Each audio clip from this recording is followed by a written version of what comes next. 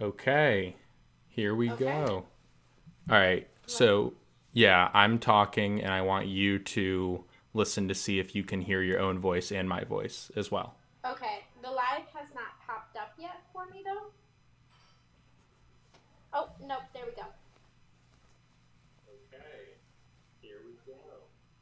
All right, so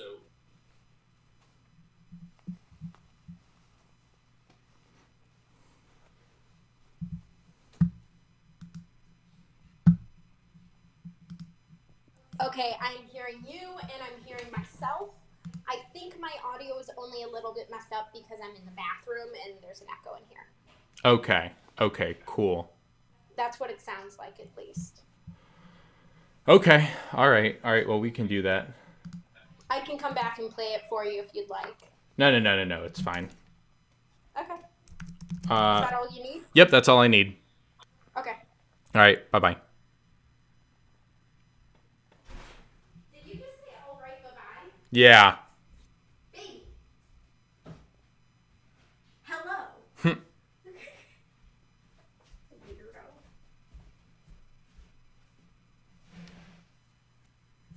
Butaba? Oh, it's right here now. No, it's not. Butaba? Give me a second, love. Let me just.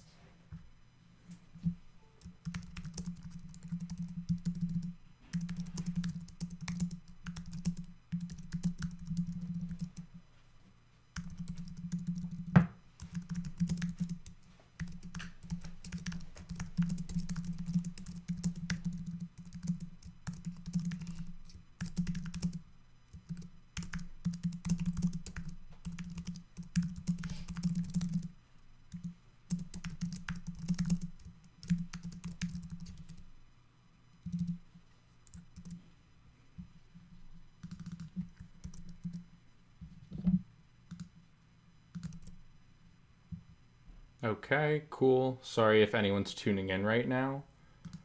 Is there somebody on? No, I don't know. Okay. Okay, cool.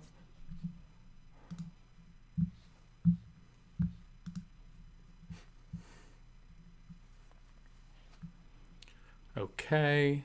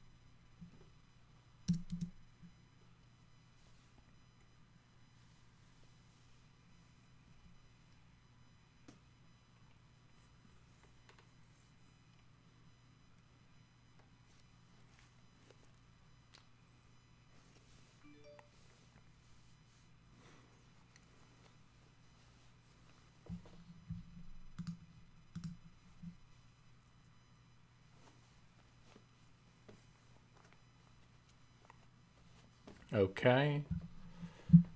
Do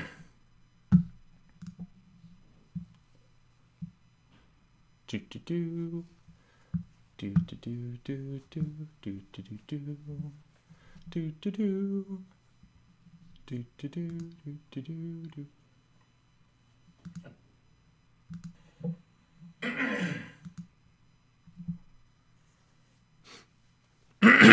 Almost time? Yep. Okay. Yeah.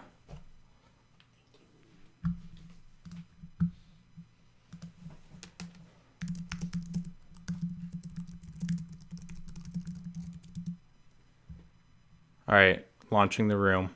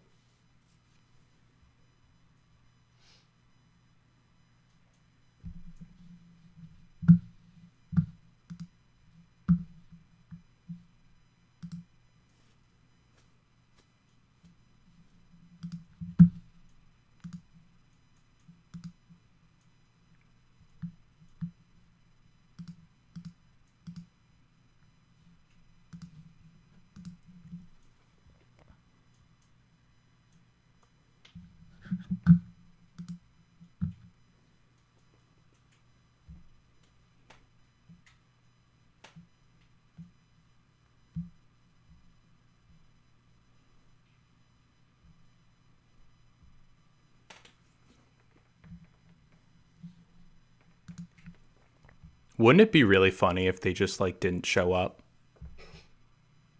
I unmuted and I said that. They will. Don't worry.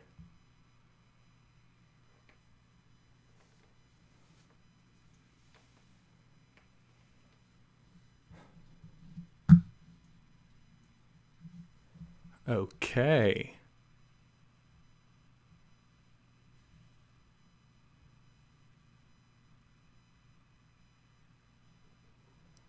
What up, dude?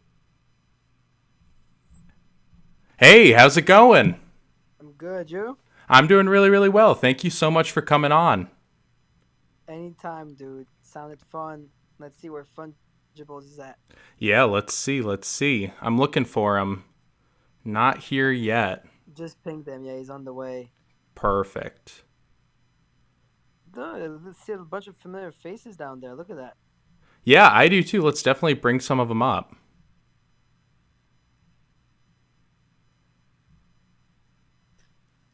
Where's Jared? Boom. Some of the family.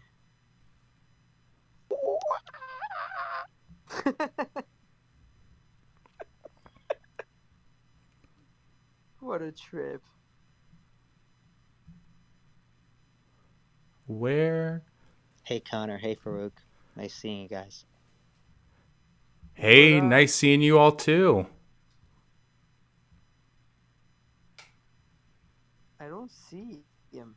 I don't see Fungibles. Yeah, I don't either.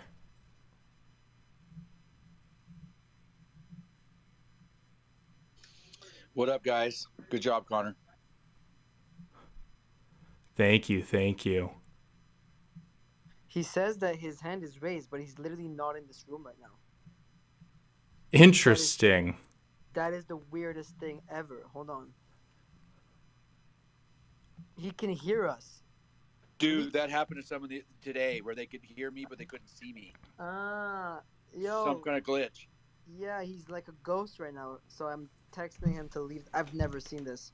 Leave app, reopen.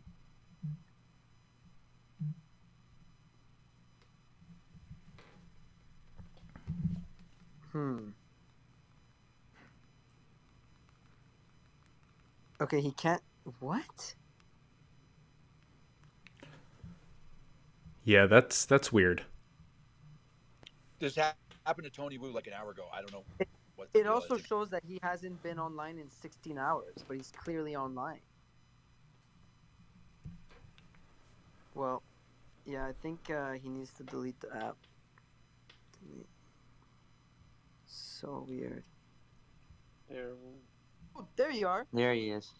There we go. Hey! Oh my goodness. Technical difficulties. My fellow ape. Just What? glad you could make it. Monkeying around up here. Hey, Connor. I know. I didn't get the memo. Well, actually, I did get the memo, but I don't have the NFT. I saw the drop, but I didn't know what it was, and I really wanted one, but I didn't look into it. This one I have is special because I was looking for something that was a little more rare, and Farouk found it for me, and it's sick. So I aped in. Yeah. Quite literally. Yeah, that's awesome. All right. Well, I mean, let's get started. Let me just do one thing really quickly. All right. Cool. So, welcome to the BitCult Morning Show in the evening, for once. I'm your host, Connor Mitchell, and up on stage we have Farouk, we have Brian, we have Ed, we have Jeffrey, we have Fungibles, we have Dylan, we have Aaron, all up here to speak. But what we're really going to focus on tonight is we're going to focus on Farouk and Fungibles and their conversation with Diamond Hands, or their Zoom meeting with Diamond Hands a couple of days ago. So, I mean, first, Farouk and Fungibles, my first question for you before we get into any of that is, I want to know a little bit kind of about you both before we all, got addicted to BitClout. What was your life before that?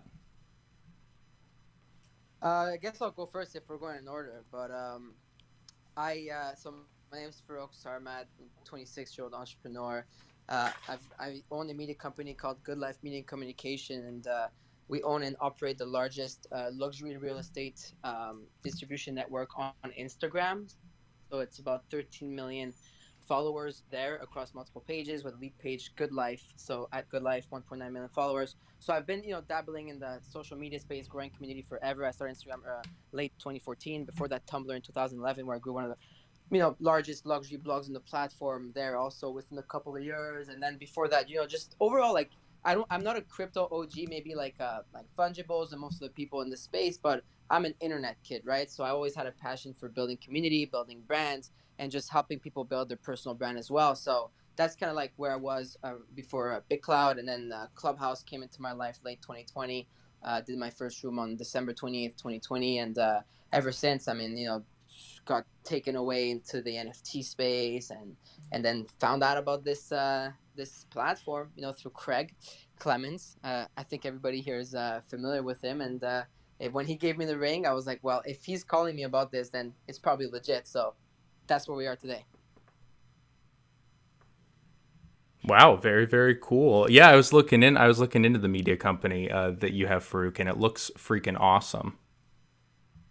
Appreciate that. That was awesome, bro. Thank you.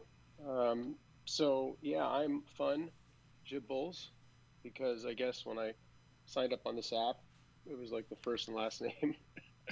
So now everybody's calling me Fun. But I am a 6 times serial entrepreneur with a focus on, I guess everything I've done has been tech companies. 2017 blockchain alum, and got back into it after I sold a company and was chilling out for a while, and bought fungibles.com in October because I knew the NFT space was going to be huge. I just didn't realize it was going to move as fast as it is. I mean, my picture is a monkey, so that tells you something. We were in this room the other night, and like, you guys imagine that we'd be talking over a social voice platform with ape pictures and talking about buying them for like ETH. So it's how times have changed, but it's gone quick. And I'm a big collector of NFT art. We've got a large collection, one of the top collectors on Maker's Place, and we've got a whole artist roster that we work with. One of them actually is in the audience. What up, William? And sorry if I missed anybody else, but um, and then we started a fund in January. It's an all-employee owned crypto fund. So everybody at the company is either full or part-time, and they've all invested, more importantly, with their time.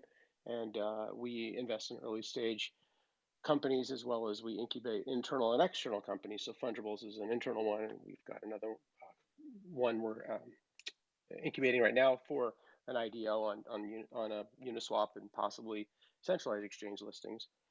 And building out fungibles.com, which is an NFT studio for creators, both with a nice interface for people that aren't technical, and then APIs for people that are, so you could build in really amazing, uh,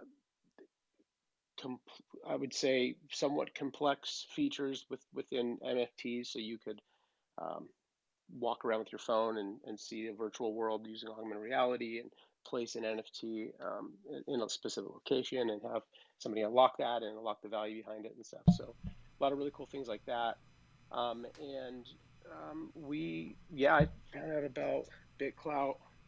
I can't remember, to be honest with you, but all I know is that I can't remember because I don't remember much before BitClout. It has become a somewhat of an obsession of all of us, and it's pretty amazing what this platform is becoming, even just with the updates today. So, but I'll tell you, kind of interesting. I was on the platform one day, and I just got this really good feeling. I saw this post that Craig did, and he's like, in my top 10 holders, first call will be with Jake Paul. And crazy enough, like, I'm not even kidding you, like 5 days before this, we were in a design sprint meeting for Fungibles, and we were talking about like our kind of core customer, like who would be like 3 people that would fit into these different user personas. And I had mentioned Jake Paul because I think he's a phenomenal creator of content, and he's was early on the NFT thing, and so then 5 days later I see that, and I'm just kind of like, well, it's a sign. So I spent, I don't know, probably like $35,000. I transferred over a couple of Bitcoins that I used that on Craig, which has been a really good investment. If I dump the whole thing today, but it's been a really good investment because I've met a lot of amazing people through him, like Farouk, of course, and incredible, people that you could just tell will be lifelong friends. And so it was a great investment. And then it just from there just kind of went, and then I started building the brand ahead of time before the technology gets launched. So that's my journey. And I'm a dad, got a couple kids, and I'm divorced. I'm a divorced ape. Hey, I mean, divorced ape or not, still a fucking cool ape. So Definitely. He's cool as fuck. exactly. And so fungibles.com, if I'm, correct me if I'm wrong, but that releases this summer, right? Summer 2021. That is correct. Yes. So we're actually in the process now of doing our design sprint for all of our branding, our messaging, and then we are going to be raising a private round allocation for specific funds and seed investors, and then we'll do a public launch, and then a TGE, and so yeah, it's we're in an exciting world of DeFi here, where you can go public and get liquid without and raise money to build something great without ever having to spend the years that it normally takes, which is both good and bad depending upon the person running the company.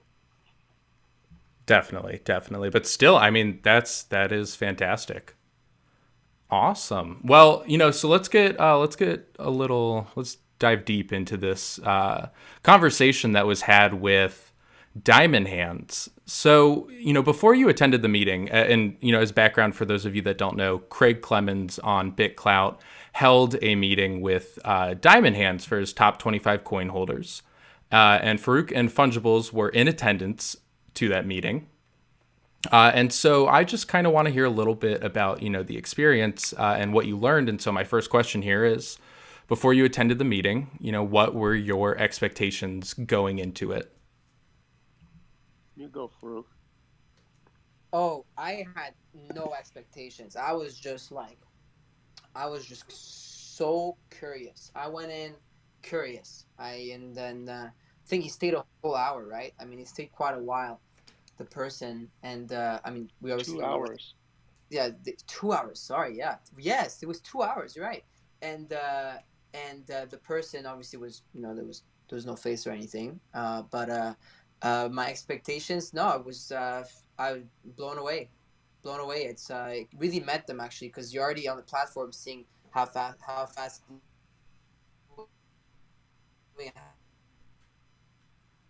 a lot of people's we even got to ask, what do we say to these people with these concerns and that concern, this or that, and everything was answered, and I think it was dope. Really met every single expectation whatsoever. Yeah, for me, I was excited to, speak to the anonymous person that's developing at a furious pace, and what we all think, for the most part, well, most of us think that's going to change the game for social media in a lot of ways. So I was, my expectations were just I wanted to know about the roadmap. Where is this headed? What are some of the challenges that they faced to get to this point? Why did they make some of those decisions that they did, which have been controversial? And hopefully, use this as like a first, introduction that could, continue on a conversation, so that we could, continue to learn more. And we spend so much time on this thing, right? It's consumed so much of our lives, because we know that, being in on something that's early, that's this big, it could have the cost of the amount of time it takes, is, I think, greatly outweighed by the amount of success that could come from this. So I just, I want to make sure there's sort of an ongoing line of communication that we could focus on and learn and continue to develop this community and make it better. Yeah, I mean, that's fantastic, and that's definitely a great way to go into it. And so as I understand it, Diamond Hands covered a lot of ground during that meeting, correct? Like so I'm actually assuming, is Diamond Hands, this is my first question, is Diamond Hands, do we know how Diamond Hands identifies? Do we have any ideas? It was a guy. Mm-hmm. I did ask at the very end if Maybeam was single and if she looks like that in the picture. That's hilarious. And she is, well, he didn't say she's single, but she is a female. But he did not confirm that picture. And it wouldn't be her picture anyways, but yeah. Yeah, I mean, also, actually, I found out recently that the picture that Maybeam has on her profile is this very, generic AI-generated picture of a woman.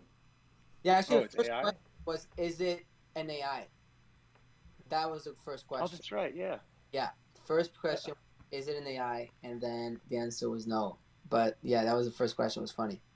Of course, when you asked that, in my mind as a tech guy immediately went to, well, I know that's a human. I wasn't thinking of the photo. I just got that now. Oh, I didn't get laid until 17 years old. It's okay. We've all been there. Such a nerd. Same here. That's why we're here talking about BitClout. All right. So next question. Let's talk about video for a second. So video literally came out the next day, 2 days later, I think, after that meeting. It was very, very quick. Yeah, the next day, super, super quickly afterward. And so my question is, was this the video that Diamond Hands was talking about, or is there more? Did Diamond Hands mention more? Because right now, video on BitClout consists of embedding a YouTube video or a Vimeo video. And so I was just curious if, do we happen to know if they're working on adding the ability to post videos from your camera roll or files from your computer? So one thing that I asked at the very end, Connor, was, what can we talk about to the rest of the community from this conversation? And he actually pondered that he's like, let me think about it. And he was going over his notes and he thought about it for, I don't know, for maybe like a minute or something. It was silent. And then he came back and said, you know what, you could talk about everything, just don't talk about timelines. So we knew video was coming out the next day. I actually came into the A pit and wanted to make bets with memes and co, but I'm glad they didn't take that. From a video perspective, it wasn't, that we didn't dive deeper into it than, and actually we didn't even know that day that it was going to support YouTube and Vimeo, or how it was going to work. We just knew that, storing video, we talked about that around the blockchain is not possible without some sort of IPFS solution, and that a lot of people will be hosting those things in the cloud, and so it made sense, kind of why it was designed the way it was designed. But I don't know. There's a lot of this whole concept of I'm just going to give the community, right, the ability to create their own nodes. We're going to give them a UI interface, an API, and let them build in things like, what type of video and uploading from your phone, and then, create a cloud solution to store those things. So that actually brings up another question that either of you can answer, but the question is, was there any indication of like how far or how long they are going to build out, this BitClout node for? Because of course, like the code is going to be added on to and all of that because it's open source, but which is another thing that was announced that we'll talk about in a minute. But how long do they plan, or just speculation, how long do you think that they plan on, maybe they host this node forever, but continually adding like these updates to this node until other people begin making their own nodes and, applying their own video uploading softwares? Yeah, good question. And by the way, Farouk, if you ever just want to jump in, please feel free. Otherwise, I will take this. So just on those things, okay. that's better off for this one. But he spoke so much about the vision in general. I was more interested in the branding, marketing, vision aspect of it. Yeah. Details. That's more fungible stuff. Yeah, I mean, there was an interesting conversation around BitClout in general, and I know this ties back into the whole idea of what they were trying to accomplish and the decisions that they made to get to where they are today. Some really tough decisions, which we should talk about. The one with adding celebrities, and why they chose to do that. But the conversation really steered in the direction of, to your point, Connor, to your question, if we have to build this to a point, it has to be totally decentralized, and we have to let the community take it and build services on top of this, this infrastructure, this blockchain that we've created. And, so we talked a lot about, well, like, what is BitClout.com? Dynahands actually said something along the lines of, like, I hope somebody creates something better. We're not a design company. We're not good on the UI, as you can tell. We kind of laughed about it. So he's like, if you could build a better messaging inbox and charge for it, that's great. So, maybe BitClout.com is a place to talk about BitClout, right? Or maybe this is the honeymoon phase. But regardless, I think that, there's going to be communities that will start their own, community and decide how it gets administered. Certainly along the lines of censoring and free speech. We talked a lot about that because that's a big part of this platform. But, if you're running your own community, you can still, block certain people. But again, it comes back to the fact that they don't. This is really interesting. They don't have, they're not a company, right? They can't be, or else they would be decentralized. Like the best part of decentralization is you can't go and just speak to a CEO because one doesn't exist. It's completely decentralized, and there's no power at the top other than right now when things are centralized, and until that's fully opened up and it's in the community's hands, it will be decentralized. But there was no company to invest in. There was no term sheets, because what terms are you going to have with a company that doesn't exist? Literally every single VC, from Andreessen Horowitz to Social Capital and Sequoia, they all invested the same way, which is the same mechanism that we all bought our BitClout through, by having Bitcoin.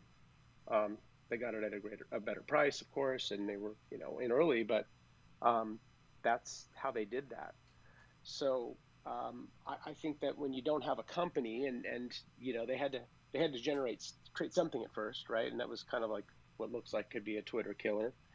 But I think that it's up to all of us to innovate on top of it and create these entirely new concepts to change the way advertising is done within social, for instance. Definitely. Yeah. I mean, I like to say that 2 months ago, I couldn't have even imagined BitClout. And then, here it is, and it's consumed my entire life. And so I just can't even imagine the things that people are building on top of BitClout. Like, I mean, things that we can't even imagine that are going to come out of this. It's unbelievable. And I'm super excited to see all of the things that are built on top of it. And I wanted to go back to another point that you made, Fungibles, a little bit earlier on, with your discussion about kind of the decision to take the Twitter profiles, the top 15,000 Twitter profiles, and pretty much use the public Twitter API to bring those over and populate awaiting verification profiles on BitClout. What did Diamond Hands have to say about that? Because I know that that's a very controversial decision that even led to a cease and desist. It did, and he answered it in exactly what I had already thought was the case, and I actually talked about this with him on the phone, on Zoom, which is back in, I don't know, it was 2005, whenever the Facebook launched Newsfeed, right? It gave you the ability to, basically see, posts in other people's feeds. And that really was the inception of true social right there. But if you guys can remember, there was like outcry of people that were, calling for Facebook to remove that because they felt like it was a violation of their privacy. And it was, but great founders know more, like Steve Jobs would always say, people don't know what you want until you give it to them or show it to them. And so great founders have this vision, right? It's why they're in that position, and they have to make difficult decisions that might be controversial. And so he answered it just along those lines, which was, that was the hardest decision they had to make. And it was a decision out of necessity because they needed all, I'm actually not even paraphrasing, this is exactly what he says, they needed all the extra, was it firepower they could get, or all the extra, well, now I'm not paraphrasing, but all the extra, I don't know, what, All the they help. just need, He was just like yeah. 2 years working on building this. Now I'm paraphrasing, but it was pretty much in lines of I spent 2 years on this. We spent 2 years on this, and we just had to go all in. It wasn't the most proud thing. It wasn't like he wasn't like all in. He wasn't even like, yo, like it was a good thing. He was just like straight up, yo, I just had to do everything I could. Yeah, because he said they had one shot at this, right? They needed to be able to like get a whole bunch of people over and leave, where they're confined to right now within a centralized world. And this was, something they thought a lot about before they made the decision to do it, is what he said. And it makes a lot of sense. I do not feel being in that position at all. But sometimes, like, in the end, when this thing is the next big thing, like, those decisions will be looked back on like the news beacon that Zuckerberg launched. Exactly, and it's a risk. It's a calculated risk, but it's a risk nonetheless. And so, Diamond Hands took a risk, and it seems like it really, really paid off. I mean, so far at least, definitely.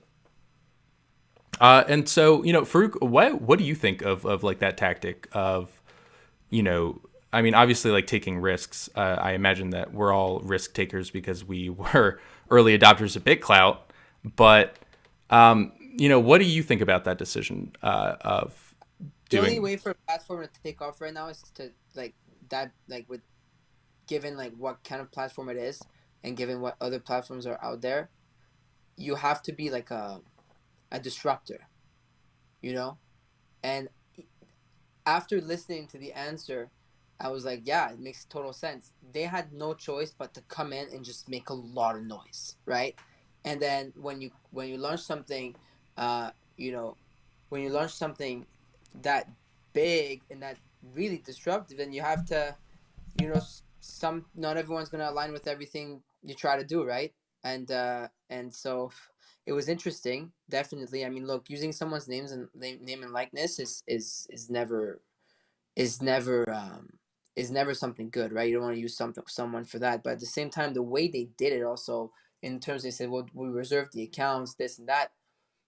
I there's I I don't I never saw something really wrong there, but I could be wrong. Listen, it's my opinion, but it's I think I love the way that he was honest. Again, like everybody, I'm sure that's the question everybody wanted to ask. And when it was asked and he answered like, yo, like it made sense to me, right? I was happy though that he was honest about it. He was like, listen, yeah, Mm-hmm. and but that's exactly how I feel actually. It's like I understand, but had to do it. Yeah, and he came across as very genuine, articulate, well spoken, and sincere. Um, Very well Everybody spoken was, person. yeah, Extremely well spoken, well thought out, intelligent, and someone who has a lot of past. A lot of past, and also has a lot of vision.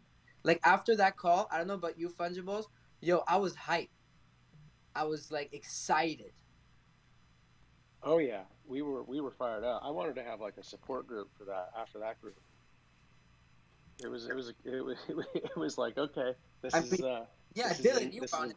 Dylan, Yeah, you were yeah, yeah, like, yeah. I I was feel there, like, bro. After the call, you already know. I was like talking to my girlfriend, like, "Are you fucking kidding me? I think we actually did this shit. Like, this is really gonna be the next. This is good." Like, I was like just full of just like, wow, like this actually really does have the potential to be something bigger than I imagined. I mean, that's yeah. amazing. That's exactly what I wanted to hear. My next question was, for you all was going to be, how did he present himself? Like, just from hearing his voice, like, how would you describe him? But you all described him perfectly. yeah, and I'm not trying to like. It's just literally that's how I felt like because after that I was just catching up with Whale Shark who couldn't make the call and he asked me like how was he, and I said like he was like how he was asking how was his attitude, and his attitude was just so cool. Like he didn't have to stay 2 hours, like boom, it's a Yeah, couple that was a long time. Yeah, and he two. was also very grateful. It seemed like too that we were a part of his. Oh, he was like Yeah, love you guys, and not just us. Like he was talking about the whole community. He knew people's names. Like it was, oh, I love what that person's doing. He was like, oh, I love what this person's doing there. I love what that like. He literally knew down to the T, like every single thing that was going on the platform. Yeah, All while like being, he shouted out to Reed from the Talent Fund, yeah, and it was like man, he's like, oh, I love what you're doing on this platform. Like we need more like this. And he mentioned BitSwap, but not by name. And then I was like, oh, you're talking about BitSwap. He's like, yeah. He There's a few other people. So actually, I think actually Memes asked me this when I talked about it a little bit in the 8-pit that night. But yeah, he knew. He actually even called out. We asked him like, what are the kind of big things that that he sees, and it's like memes. Um, um, the big cloud boy was, like these are the big waves, right? Scammers, and then He kind of talked like about then Sharks, that like his own like way that he's structuring his coin and how he's buying in. Like he knew what people were up to. yeah, yeah, absolutely. That is so freaking cool. And it also shows too, like, that they're listening, to, and not only, through just a conversation and Diamond Hands, knowing about the creators on the platform that he created, but also I think that, or, correct me if I'm wrong, but I don't know if the ability to send creator coins was initially part of the game plan. I think that they heard that from the feedback. They heard people saying we want this, and they listened. Well, I'll tell you that we didn't talk about this at length today, but we're pretty sure that feature actually was launched. Either they were building it or they just built it after that call because they're talking to us. Because we understood kind of what it meant to just have to sell your coins and send BitCult versus send creator coins. So that was discussed, and I think that that's that's what I was kind of coming to the call hoping for was like a line of communication where we could, say, these things that we're hearing within the community, and so yeah, that was done quickly. We got it was really cool because we got a insight into a bunch of other things that are coming out again without timelines, but. And I was like, "Oh, you sure we could say all this stuff?" And he was cool with it, so And by the way, we're cool with it. back to because now I'm starting to remember things. I'm sorry, just so many things happen, even if it's just a week ago, right? But it's just like, even thinking about this, going back to your question about the celebrities and everything, they're gonna start writing so much more in the vision and of the whole back. Like he's gonna keep adding to it, even about that. Correct. Yep. He's gonna add to the. There's a. He kept talking about. Oh yeah, I got to write about that. Like that's a good thing that I need to discuss. Because I think that there hasn't been great communication at all with up until it's starting to change. Like there was that day that all the big venture capitalists, or two of the big ones anyways, from one from Sequoia, one and then Ben Horowitz, they're like, hey, I'm claiming my account. It seemed like it was a sort of a well planned, like, okay, now we're going to ramp shit up. Okay, now we're going to come out and say this, and then we're going to, then we're going to have this feature because then, then Craig was able to set that call up, and so and then now it's just like, wow, every day it seems like something's big is coming out. So they're definitely like their main focus more than anything is decentralization, which is the one thing we all need to hear. And getting to a point where they can just let this go to the community. And so on the call, he said we're coming out with the design interface, the APIs for the front end, and that was super exciting to hear because now we have that. And gosh, if you want, I can tell you a few more things. No, please do. Okay. And Farouk, if you remember anything, please feel free to jump in. I think one of the most significant things for me was the listing on exchanges, because we need we need to have, like, I'm a big DeFi guy, of course, and I love Uniswap, and I'm constantly swapping. So BitSwap for me, it's another reason I invested heavily, is going to be a key player, and so, but when it comes to getting users on the platform, new users, like everybody goes to Coinbase and they send stuff, right? It's sort of going through the centralized exchanges are critical for user adoption, and also to have a lot more liquidity for an off ramp. I love BitSwap, and it's going to take a while to get going, but obviously, there needs to be a ton of volume, and there will be, but these centralized exchanges already have I mean, billions of dollars a day in volume. So so there was four exchanges that they were in conversations with. Um, the two that felt like were were the closest based upon kind of his tone and excitement or it seemed like they were definitely going to come online before would be Huobi. I don't know if I'm saying that right. Huobi. They're kind of gaining steam, and then blockchain.com, which I had only recently heard of. I didn't even know they were an exchange. but I guess they are. And then the other two that I'm really excited about was, well, Gemini, because the Winklevi are investors in this, right? So that just totally makes sense. And another one that makes sense is Coinbase. And they say Coinbase because that's also Andreessen Horowitz. And that would just be like, I mean, everybody wants to get on there, right? The easiest thing to use. And, you know, gosh, that would just be, that'd be something. Yeah, I mean that would and so just I want to make sure that I heard correctly. Did you say that Coinbase and Gemini are speculated, or are those things that Diamond Hands mentioned? No, he didn't mention any of that, like himself, right? Okay. The names. No. No. He did. He said we could, but no. What he didn't say was if 100% they're coming online. I think that's what you're trying to say. No, he didn't. He didn't say, oh, yeah, this one's definitely happening. No, it's like those are the ones that are in conversations with. I see. Okay. When those launch and in what order, and if it's even happen at all, yeah, we don't have that information. But those were the four that were, and I had heard this that there were 3 to 4 exchanges that they were talking to like weeks ago.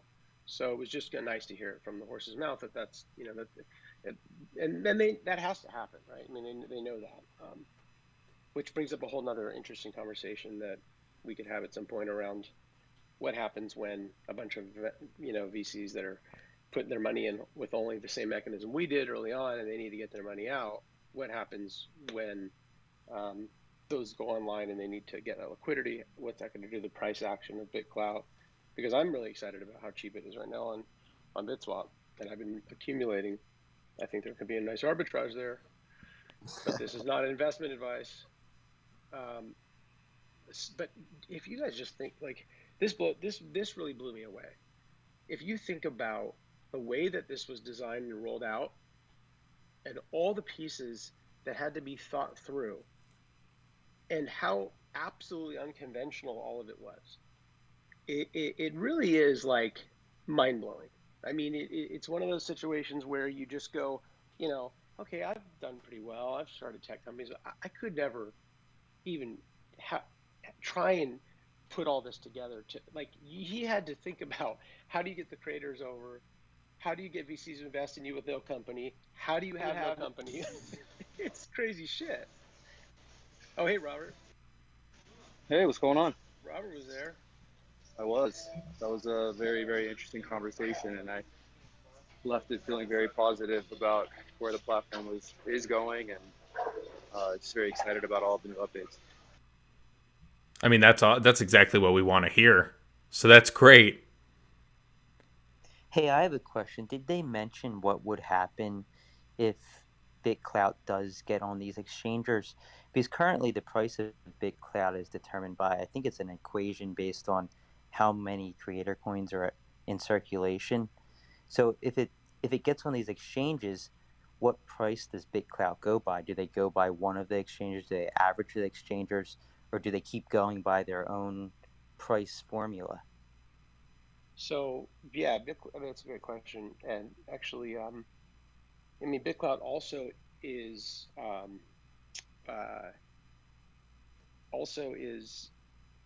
somewhat pegged to Bitcoin, right? So that's why you see the price dip recently as Bitcoin went down, and so and that's typically what you have in DeFi, right? It's like a pairing, like you have ETH on one side and another token on the other. So I think, but then if you take it into a centralized exchange where you can, you basically you'll probably have a Bitcoin pairing as well to buy, as well as the USD pairing. Each exchange, they're going to have a certain amount of liquidity, right? All exchanges ultimately try and, have similar pricing, but that's where that arbitrage comes in, because they don't, and people make really good money trading between those price differences. So I don't know if that answers your question. Again, I'm speculating on the price itself being like how much buying pressure is going to come in from new people joining the plot, how much selling pressure from people that need to get out and get liquidity. I mean, if it's any indication of what's happening now on BitSwap, which is our only like visible indication, people are selling for $85 to $110. which is well below 171 or whatever it was the last time I checked it. Um, that will change over time and should. But a lot of people made money and they want to get some ETH. And the VCs will do the same. And the question is how many, how much buying pressure will come in from new users coming in? Like, will this start to pop super fast to where there'll be enough buying pressure that won't happen? But I do think it will be really interesting to see. And I actually, after this call, guys, we were all like crazy bullish. We were just like, all right, because there was a number of conversations we were having around like certain types of potential crises that could happen, that could tank projects and things like that. Or, we just went through this massive Bitcoin dip. I mean, literally like the largest single, dollar market cap drop. And went from like 64,000 to 50. It was, what was it? It was up to 48,000. It was almost like $20,000. So in that drop, you saw all of a sudden like there wasn't as many people doing stuff, and there's also a psychological aspect to all of this that most people that aren't in crypto don't experience, but will come here and experience, and then their values tied to a coin. So I think that's going to be really interesting to see how that plays out. But I think that you're going to have these creator coins are even more finite than Bitcoin are. Bitcoin, there's technically 21 million, almost 22. It's like 0.999, but they just say 22. BitCloud only has 19 million. I don't know the technical. Well, it's a bonding curve, right? So they get minted as time goes on, and so we don't know what we know. It's like a fixed 19 million, but we don't know how many will get minted. And Diamond Hands was thinking somewhere around like maybe even 10 million. So it's deflationary, right? So that means that it's not like new coins are just getting minted with no ceiling. There will be a point where there is that cap or that ceiling, and if it doesn't even get past 10 million, it's even less than that ceiling, even though it could potentially get there. And that makes it even more valuable. So we got off the call going like, okay, BitCloud is like could be a good coin to just hold for an investment.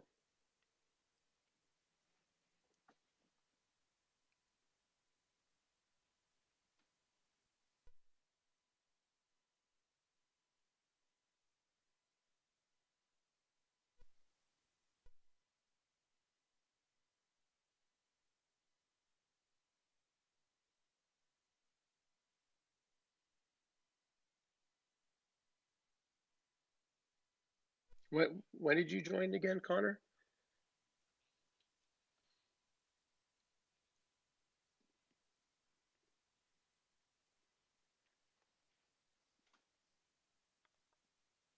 Oh yeah, that was early. Yeah, I wasn't Yeah. there that early. Yeah, the password was still, I had to like search through some, Reddit threads like deep into the internet to find the password. It was so annoying. It was so tough also to get in from your phone. Oh, I remember. It was so hard. Question is, By the way, there's who got the lowest price? Who got the cheapest BitCloud? Oh yeah, good question. What'd you guys get BitCloud for? I think 123, 25. I don't know, something like that. Yeah, I was gonna say I think around like 127. It's amazing how there's a lot more people in here and a lot more usage. And I got in there at 110. people still 110, huh? I got in at 81. What? Yeah. Holy hell. 81. Give me some. Yeah, we were early on the BitCloud wave. I was like, my buddy was like, this is the next thing. I was like, holy shit. I don't even know what it is yet, but just did it. And then as soon as this whole process has happened, I mean, now it's just like, it's taken over my life, and, I've gotten a lot of people involved, and it's just, it really is a beautiful thing. And like, I used to be pretty heavily, I used to just be on socials, and that was, kind of a thing. And I've almost stopped using every other social media platform. I just only use BitClout now. So the fact that that's happening is very interesting, and I'm definitely taking it as a sign that let's just fucking do it, So that's the game plan.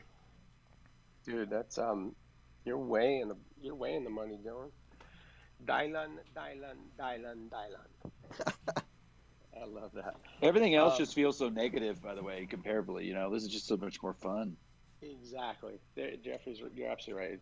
It's like a totally, and everybody's, for the most part, it's just like in a good mood and enjoying it until Bitcoin drops, and then everybody feels like they're worthless.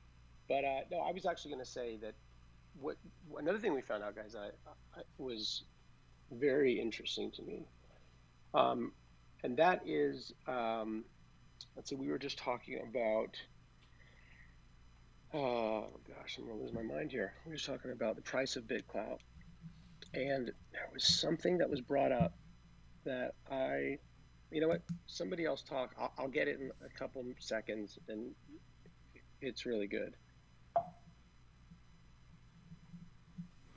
Well, I mean, I have a quick question about diamonds. Just like were diamonds mentioned in the chat that you all had? No. No. Wow. Not the format, but send clout was.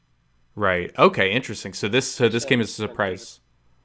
Okay. So this came as a surprise to you as well. That's very interesting. So yes. Then on that front, like how, just it came out today, so you might not have an answer for this, but how do you plan on utilizing the diamonds feature?